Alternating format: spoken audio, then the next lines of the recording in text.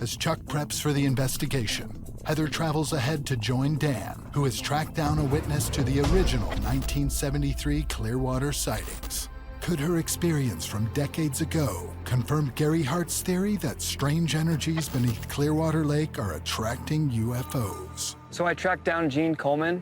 Back in 1973, she was one of the first witnesses to report a close encounter of strange lights flying over Clearwater Lake. I want to know how her experience matches up with what's going on today. Are we dealing with the same thing? Is history repeating itself? We were driving across the dam, and I was looking out across the lake, and I saw a red flash out, in the lake. And all of a sudden it flashed again.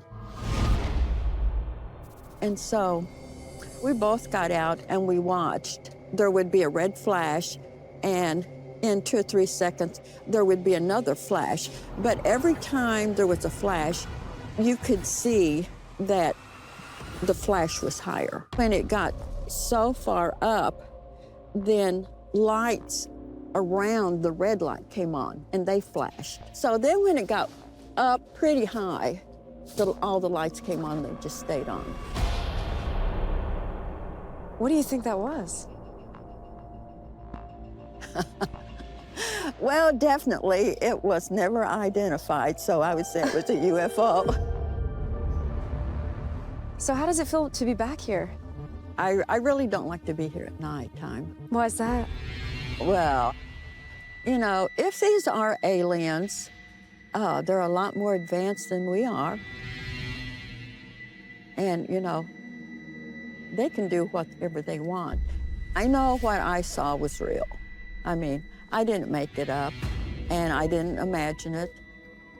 And I know, other people, that very credible people, have told me what they saw. And there was definitely something that happened here.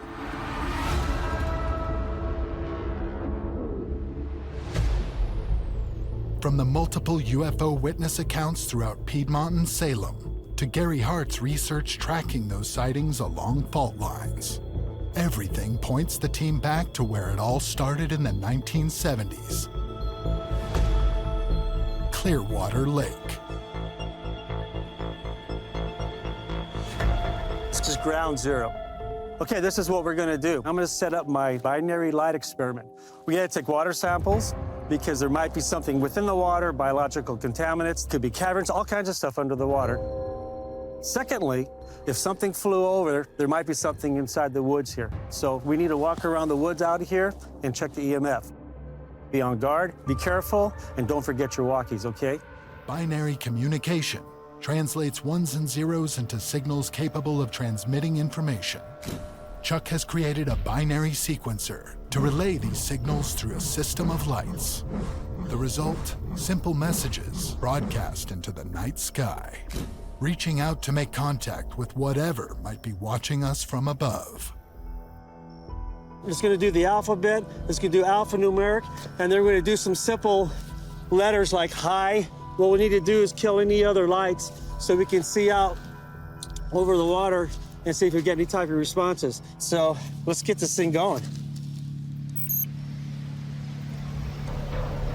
Here we go.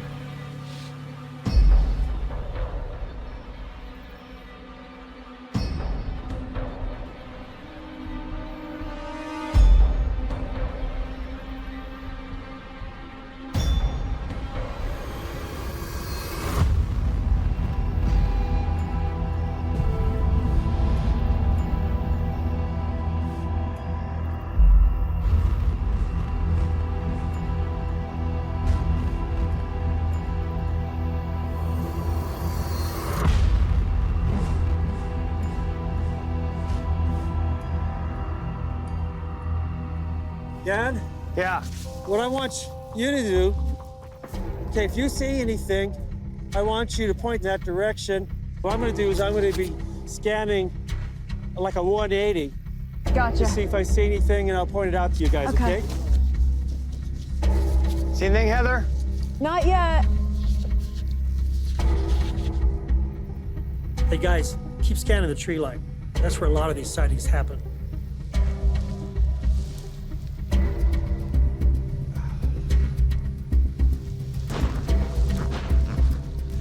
Do you see anything, Dan? No.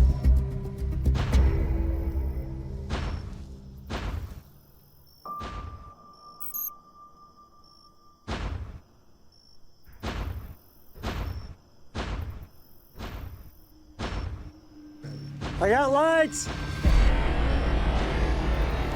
What do you see? I got lights right here. You do? I'm not kidding. Where? Hey, kill that light. Right here. Straight through, just over the ridge. See anything, Heather? I think I see something. See it right there? It's moving really No. slow. Where? Right there. Right Where? there. Right over there. Yes, Right over there.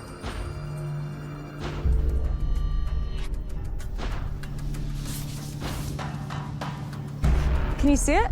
Slowly moving from left to right. Yeah. Yeah. It's a plane. You sure? Planes don't move like that. Okay, hang on. I'm gonna try and document this. Stay right where you're at. It stopped. Stopped? Yeah. Give me that back. Stopped. Oh, did stop. Yeah, planes don't stop in midair, guys. What is that? It wasn't an airplane. It didn't look like a satellite. We didn't really know what it was. Oh my God. I have no idea.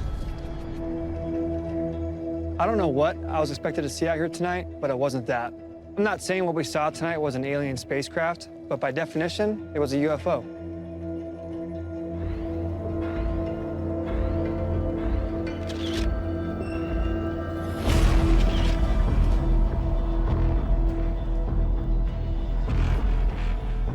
There it goes. Oh, what did we just see? It's awesome. Can't believe it. As an investigator, I usually investigate other people's sightings. But to confirm those sightings with my own eyes and capture it on video, what better way to validate that, yes, there is something happening here in Missouri? It wasn't a plane. Definitely wasn't lightning. That's exactly what everybody's talking about. This is great. This experience definitely proves to me whatever happened in the early 70s is still happening today. And somebody is keeping that information away from the public. We're gonna talk with Sherry. She's scared, she's confused. Maybe we can be the ones to help her. I sure hope so. There's increased UFO incidents happening all around the world, but you still don't see it in mainstream media. Our goal is to go out to these areas, hear these stories, and capture any evidence we can. If the media won't put this information out to the public, then we will. One night I was coming home and I caught out of my left eye fire coming up from the top of the tree branches in the back. Okay. And it startled me because it just looked like the tops of the trees on fire. There were some houses on the other side, so I thought maybe a roof was on fire. Was it a lightning strike? No. There were no clouds at all? No No. storms? So I ran into the house to try to call 911. When I got back out here and I saw it again, and I watched the flames turn into a ball, and it folded within itself and disappeared and went completely Whoa. black. When it disappeared, it didn't shoot away, it just... No, it folded in itself and just kind of went poof, and it was completely black. And I'm like, I did not just see that. Sherry's case isn't the first case I heard of this. Personally, I've interviewed witnesses who've seen these balls of light, either above the tree or in the trees. How long was the fire there, roughly? It could not have been very long. Maybe 2 minutes. Yeah, maybe. It wasn't very long. The next morning, I got in the car and I drove around to see if there was any kind of singeing, anything that a fire would leave, and there was nothing. Nothing. That's crazy. My first thought is, nobody's gonna believe me, because that doesn't just happen. I didn't hear any reports of anyone seeing anything. How did that make you feel when you first saw that? I honestly felt like there was something beckoning me to come, and that I knew I shouldn't. I could tell right off But Sherry is telling me she actually saw. At no time was there any indication that she was exaggerating her story. Do you think you're in any kind of danger? Yes. So I was worried that it had escorted me home that night. Are they following you? I have no idea. Didn't feel like threatening at all? That I would just say I felt a sense of I shouldn't go any further. You had a pretty bad feeling. So I think while we're investigating these woods, we should probably be a little bit careful. Absolutely, yeah. Especially since we don't know what it was. Exactly. You know, when you first saw it, you think, well, that could be a fire. But when it folded and went away? I had never, ever seen anything like it, and I never saw that again. From an investigator's point of view, what we want to do is go out there and shoot some full spectrum, hit it with a Geiger counter, maybe a FLIR, check it all out, see if we can find any evidence. Well, this is definitely something that we need to look at. Yeah. Chuck and the team venture into the woods in search of residual evidence. Radiation, electromagnetic energy, burn marks, anything that could link Sherry's sighting to potential UFO activity. Hey guys, be careful, be on high alert. If you hear anything, if you see anything, call it out.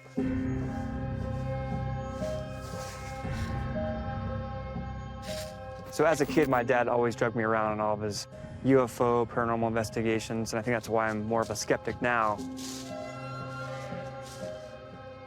But still, every once in a while, I come across something that I just can't explain. I've been doing this for so long, there's certain reports, like Sherry's, I know that evidence will still be here. So when I'm walking through the woods behind Sherry's house, I'm not looking on the ground, I'm looking on the top of the trees, because that's where the evidence is going to be. I think I found something.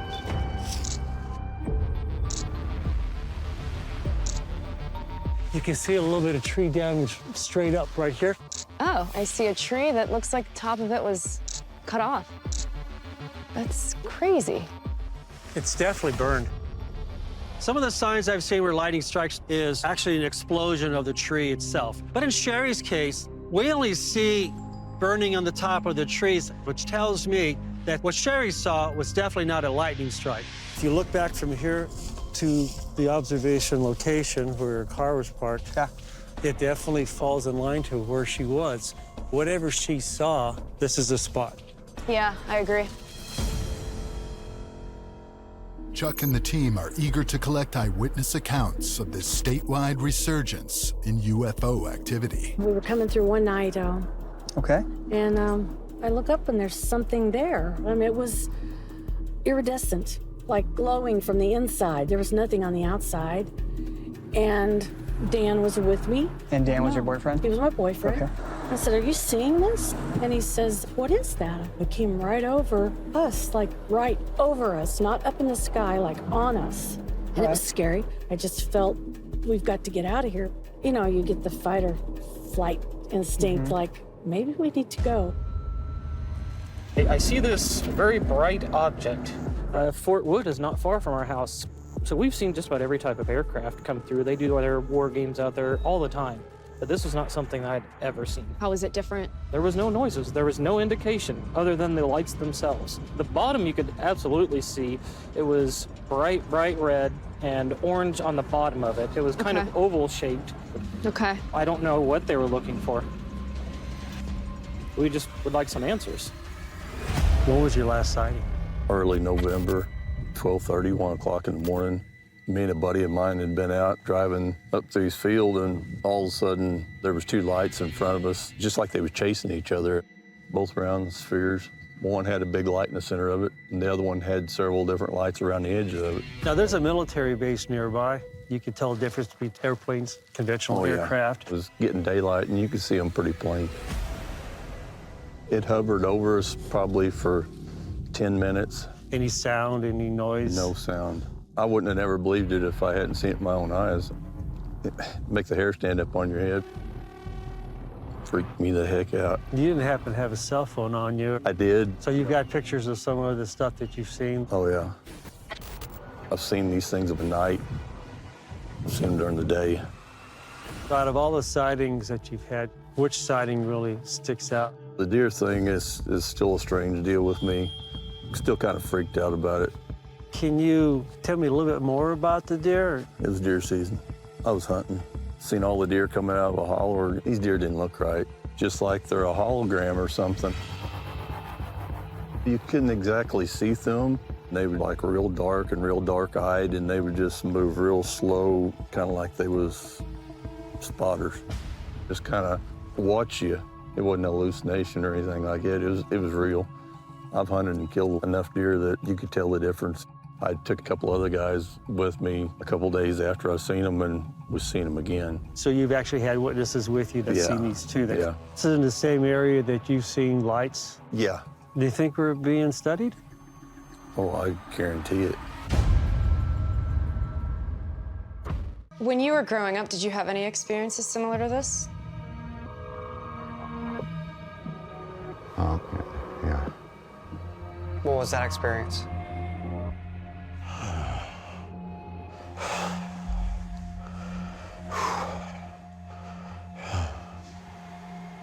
I'm not ready to tell it. I mean, I don't like talking about it. Yeah, we don't have to talk about it now. Heather reaches out to a regression therapist in St. Louis, who agrees to take on the case. Joan Kruger is a certified hypnotherapist with over 2 decades experience in conducting regression therapy hypnosis.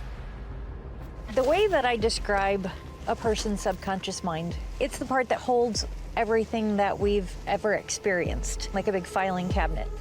When it comes to regression, basically what we're doing is pulling open the filing cabinet to try to find whatever information that person might be looking for. Ready to go do this? I just wanted some time in advance to talk to him a little bit about what hypnosis is and how it works and how he's going to feel, and I need to have some idea of what we're searching for. Okay. After meeting with Steve and hearing details about what he can recollect from his traumatic experience, Joan is now ready to begin his regressive hypnotherapy session, with the team monitoring from the next room. All right. Are you comfortable? I guess, yeah. All right, just take a nice, deep, easy breath for me. Exhale slowly. Allow your body to begin to relax completely. Imagine that it's causing your eyelids to become heavier now than they were before. Steve, try to open for a second for me. Very good. Now, Steve, we know that that very powerful part of your mind is open. I'd like for you to begin to picture yourself on the porch of a little cabin. That cabin is very comforting and feels like a safe place to you. All right, so when I touch your hand, if we ever need to, the minute I touch your hand, you'll immediately be at that safe place, at that wonderful, safe cabin. Now, let's go to that time in your life when you were 17. So you start walking. Then you told me that you come to a wall on the highway. What happens next? It lights up. The wall lights up? Yeah. How does the wall light up? Bright. Where's that brightness coming from? A spaceship. Yeah.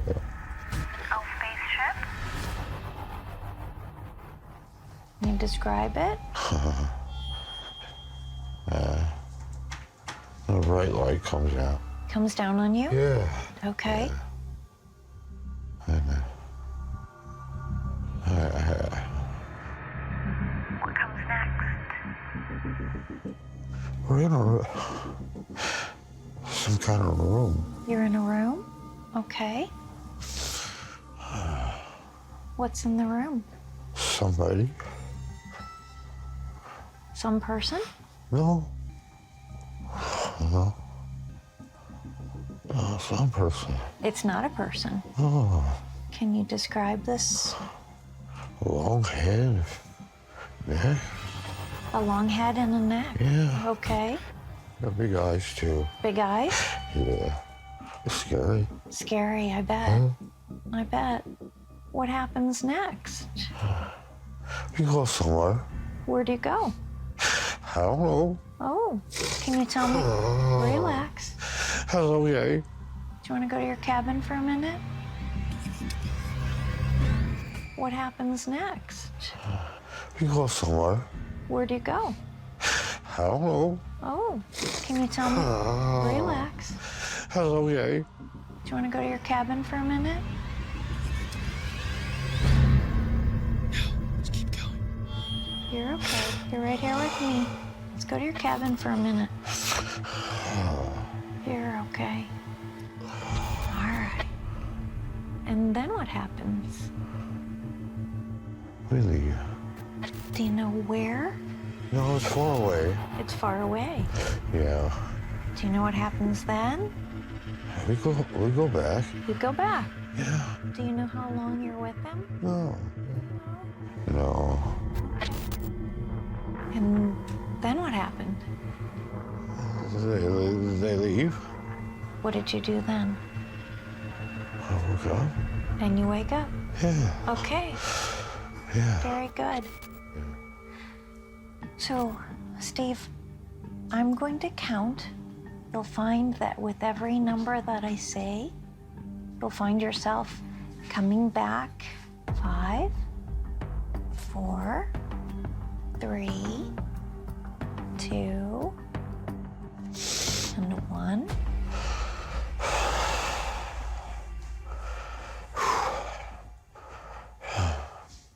So, do you remember what you talked to me about? Yeah, everything. You do. Good. Is that stuff that you had remembered previously? Not really. So it's not what you would have thought? No, I've seen pictures and images and I hadn't seen before. It's kind of weird. I just could remember it, you know. I knew something wasn't right, but I never knew what.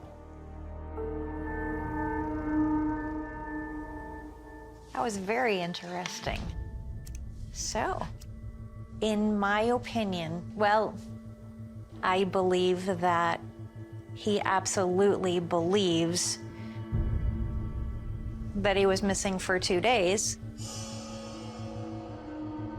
I think it went really, really well. I didn't hear anything where you're leading the witness at any time. No. It's not my job to judge something. My job is to get his mind to come up with whatever it might find. It really didn't look like anything was being faked. No, I mean, he responded well to my suggestions and the emotion that I saw. And in my experience, you have to be really good to fake all that.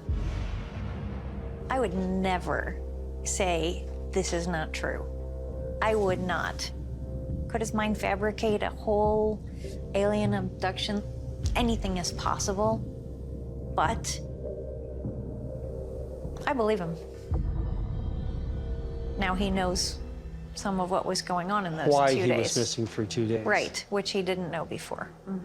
Wow, that's phenomenal. It is, it's amazing.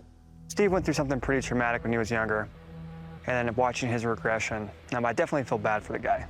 Having now discovered that Steve was the possible victim of an alien abduction, the team renews their investigation, searching for the orbs of light that Steve has been claiming to see. It's weird, but it could be so many things. I have to see what else Steve can show us out here before I come to the conclusion that any of this is UFO related. Chuck and Dan have arrived at the location that Steve claims is ground zero for his UFO sightings. So where are we headed now? This is where I start seeing all the lights in the sky. This is where you can see the lights from where they all gather back here in the woods. It's the best vantage point for seeing things. This is where it's been hovering off the ground. Me and Lisa have been watching them right back here through the woods from the gravel bar. This is where they travel up and down. The structures that you see and all the limbs and the broken trees and all that, all the way down through here. Same thing.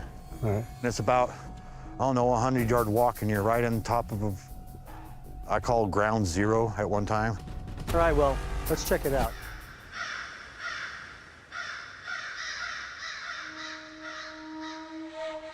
That light, that's across the river. The white one? Yeah, that light's across the river right there. That's one of their lights. Hey, over here. Here you go. That one straight ahead of me, that's ground zero. That's where they're at in the woods. You can send somebody over to start walking. When they get so close, it'll go out.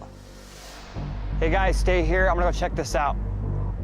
Just walk out that way. Just keep walking across the gravel bar, down the hillside. Just keep going.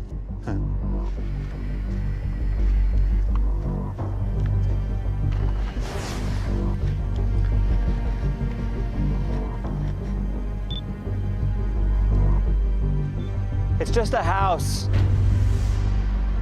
We debunked the first one, debunked this one. I don't want to necessarily discredit what he's saying, but I'm not too sure what's going on. Stop a second. Shh, shh. There's something over there. Is that a dog?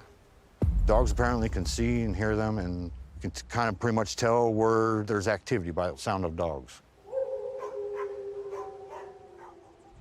So Steve, where do you think a good spot would be to put up a camera for overnight? Over this way and aim at that direction. And then what about neighbors and stuff? Do I worry about them taking our stuff No, you ain't got to worry overnight? about nobody doing nothing like that. Okay, cool. No. Dan headed back already towards the truck. We're gonna set up the trail cam over there. I think if something comes through there, we're gonna catch it. Hey, Dad, come here. What do you got? When I was walking out that direction by myself, I saw a red moving light right above the ground off in the woods. It was for about a second and a half, 2 seconds, enough to where I can catch it, look at it, and then it went off. So then I went off in that direction, trying to find it. I couldn't find anything. Yeah, you're not going to. I don't know. I don't know what that was. So The red light's a warning. It's like when you've crossed the line, or you've gone too far, you're going too close, or you're causing too much commotion. How far away from you think the light was? Because at first I was like, okay, that was probably a brake light from that street. But then once you get down in there and look up, the street is elevated. So it would have had to been in that draw that we were just walking in. I don't know. I don't know what that was. I've heard that many times. Don't know what that was. I haven't seen you like this. I mean, you're the skeptical one. You actually saw something out there, huh? I don't know. You know, now that I think about it, I might have been a little quick to write Steve off, but I saw a red light in the woods. We need to see what else is out here. I caught something up there.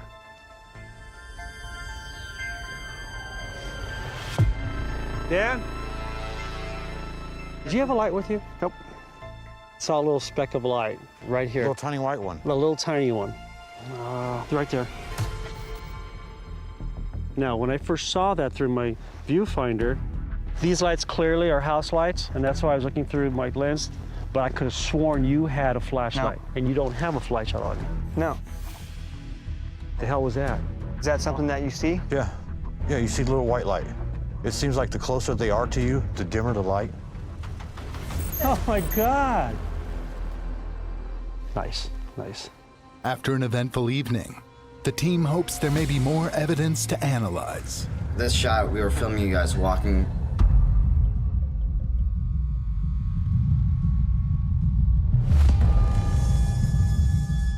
What? That's the same thing I saw. It's really bright. Hang on, go ahead and move back just a little bit and kind of pause it. So we couldn't see that light, yet a camera picked it up. Was that the only camera that picked it up? Both cameras. This is the second camera. Look at that. Two separate cameras picked up the same anomaly? Yep. Dan saw a red light in the woods. I saw a white light in the sky. And this is an orange light that's floating above us and behind us that we didn't see yesterday. So far, we've seen all three of the colors that Steve says he's been seeing. Look how it's just kind of pulsating, and it just stays stationary. What is that? Weird.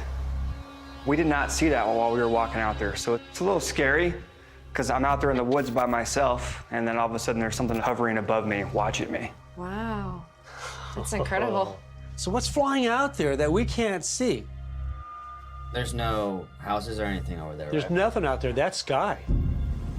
I don't know what to say. I mean, I'm kind of like in disbelief right now because I can't explain it.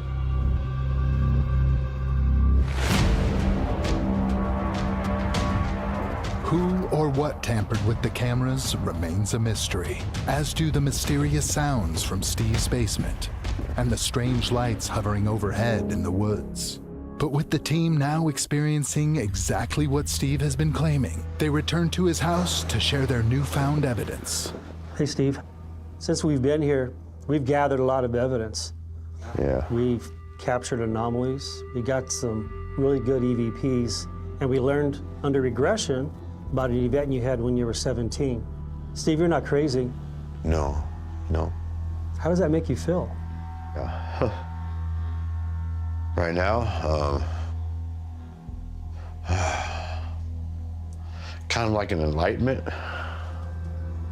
Yeah, enlightenment, I guess I would say, I don't know. Yeah.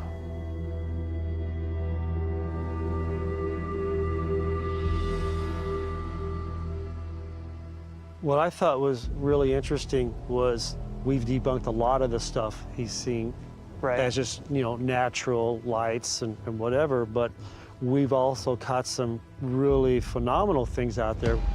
What is that? I think the regression validates what Steve is saying, and something is going on here. The team has targeted a new area to search for the Roswell wreckage. So Dan's cave has been kind of a secret in the family for decades now. So what happened with the material? Back in '47, him and a bunch of ranchers were gathering and they came across a crash site. Well, Dan picked up a couple of pieces of it and hid it away in his cave. He ran a couple of tests on it, and it couldn't be cut by torch, couldn't be burnt, couldn't be cut by hacksaw or clippers or anything. But you could take it in your hands, crumble it up like tinfoil, and open your hand up, and it would pop out to its original shape. In 1947, the U.S. Army Air Forces launched a top-secret project called Operation Mogul, which involved microphones flown on high-altitude balloons, used to detect sound waves generated by Soviet atomic bomb tests. In 1994, after public pressure to resolve the controversy behind the Roswell incident, the government released declassified documents and claimed the remnants of the crash belonged to one of these balloons. According to family legend, he took these pieces of metal and hid it away in what the family considers Dan's cave. Are you telling me that this location could house alien debris? It possibly could, yes. Have you ever tried to go check it out for yourself? My family members have discouraged it. Why? Because they don't want it found. My grandmother and my great-grandmother tried to keep me away from this area. They said it's dangerous. I'd just be curious to see what's underneath here and how we can get to it. So then, of course, you know, I have to ask, you think that's the entrance? Why haven't you got a bulldozer out here and... Yep. Family members. Family members? Okay. Do you mind if we take a look? If we get an opening large enough, we got a camera that we can snake in there, see if we see anything. I would love to see what you guys can find. Let's do this. Yeah. What's the pile of rocks over there? Okay, that is a boundary marker. Okay, is it a BLM boundary marker? Yes. Okay. Corner section marker. Oh, corner section marker. But this is still Richard's ranch. Okay. Yes. And it goes on beyond that. And our private property stretches from there over to that hill right over there, and then goes north to the top of that hill over there, and then goes east. This is beautiful out here. Just beautiful. Yeah, and from here you can see the Capitan Mountains, especially when it snows. What's the nearest town to you? The nearest town is Corona. Okay, there's not much there, is there? Corona is in which direction from here? It's northwest. Okay. Mountains are there, so it'd be that way. So we're not far from the debris site. No, we're actually less than 5 miles. Wow, yeah. His family is super determined to keep his cave hidden. It makes you wonder why. What are they trying to hide?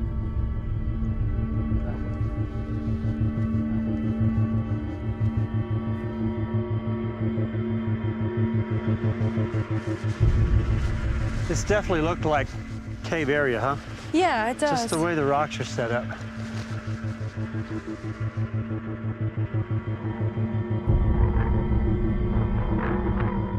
you have anything else that we can see back farther? Like a pole or something? Well, I mean, I got that pole back there in the back of the truck. They put the camera at the end of that and just take it down to where it starts to curve. We might be able to get something. I'm gonna grab that and see how far it goes back. So we're losing light. If that camera reveals that it's big enough for me to get in there, I'm going in and I'm gonna get some answers.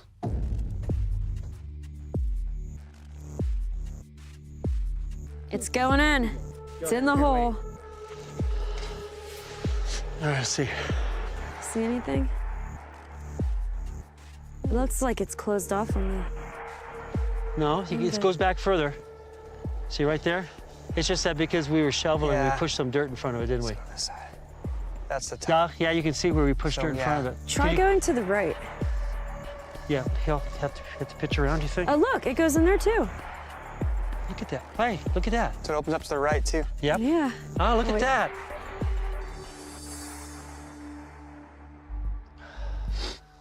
You know, guys, over 70 years ago, something happened just on the other side of the hill a few miles back. It changed this part of the world. Debris was scattered everywhere, and this area is the exact place where someone could have found debris and hid it in the cave. And this could be the cave.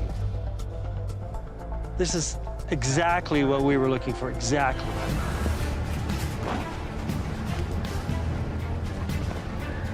Who knows what it looked like back in '47, but this is definitely in the right area.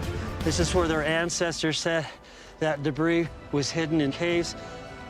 And this is it. This is the location right here. Now we need to find out whether or not we have debris in there. Make it just a little bit wide and I might be able to slide in there. You want to try it? I mean, we're out here, right? Let's do it.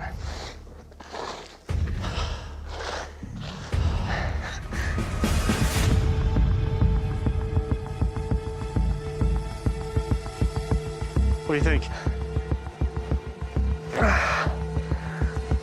It's kind of tight. Shock.